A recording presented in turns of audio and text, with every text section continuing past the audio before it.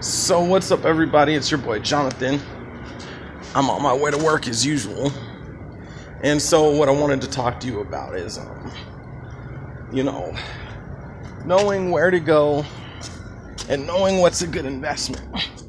Now, I told you the only places where I've ever found girlfriends is either work and school and online. And that's mostly it. And the reason is, online the women are serious. Yeah, you may have to go out with some chubby girls or some girls with kids or even some girls in a race that you might not want to go out with. But I don't have a problem with that. But that's one thing that you have to do online. If you're going to do online, you have to take into that account. And I haven't had a problem going out with those girls, but everybody's different. And then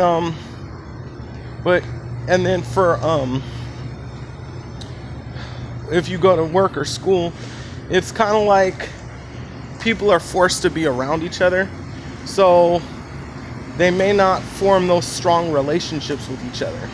They may just be talking to each other to kill time.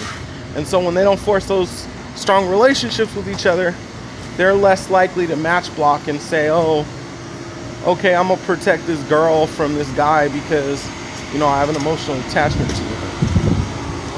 Good morning. And then plus, certain jobs you go to or certain classes you may take or things of that nature may not have as many men. So then you may not have to deal with competition. It all depends. So those are the two main places I've found girlfriends. Everything else is more like a confidence run. So, but let's talk about other places today, and your investments, and yeah. So when it comes to clubs in the nightlife, like for me, I used to go to this fashion show, and I used to constantly meet women at this fashion show and get phone numbers and things like that. So that was a good investment, but I also had to take into account that now that fashion show is not that popular. And the reason is a lot of other bars and nightclubs opening around it for Thursday night. So they have a lot of competition. And two, it got a reputation of being a creepy pickup school because of the fact that they advertised it on meetup.com, and meetup.com advertises everything as a singles event. So they had a lot of creepy guys that went there. So even though, yeah, I did have a good experience with women there, times change, and so I had to take that into account and let that one go a while ago. But like other things, they have a lot of language exchange and international singles events. Now, for the international singles events, I've had dates and I had girlfriends from those. That's because with the international singles events, the ladies are single, number one. And number two, they're coming from countries where the women are opened, where every man is supposed to get married and have a wife and kids. So coming from those cultures, the women are more open to like talking to every single guy and giving every single guy a chance. So I've always done good at those. With the language exchange, like the French language exchange, I don't speak French. So, a language exchange is when you go there and you talk to people in different languages and you practice your language. With the language exchange, I went to a French one. I don't speak French, so it's always been hard for me to meet women at those places. And then they have a big one, Mundo Lingo. But with Mundo Lingo, I've talked to girls and it seemed like they were flirting with me, but it never went anywhere because the women, it's more about learning the language there, and it's more about, it's not really about getting with anybody. And a lot of the women aren't staying in the country that long. They're staying in the country for like a month or two, and they come from these language schools, and they're only staying in a month or two to learn the language, English, and dip. So, you know, they're not really trying to get emotionally attached to somebody. And a lot of guys run up in there and try to use it as a pickup school, but then those language exchanges, they never go anywhere like that. What else? With ordinary singles events, I haven't had that many, I haven't had that much success with ordinary singles events. And I think the reason is the girls, they're trying to go there to be in a safe environment where the dating is kind of regulated, so they don't have to put up with creeps. But then they get there, and number one, they have to put up with the creeps with no experience that are just using it as a pickup school and not really caring about the women.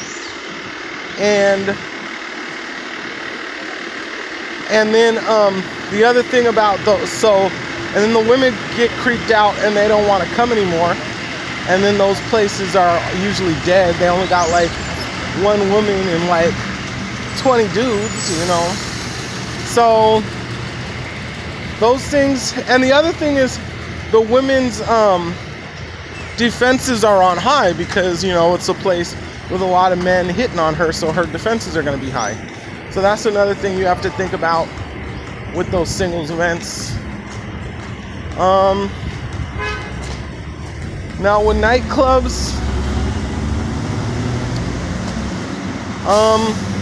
in New York, Avenue A in Ludlow, I've had experiences with girls, you know, Insta dates and going to other places with girls, which was pretty cool.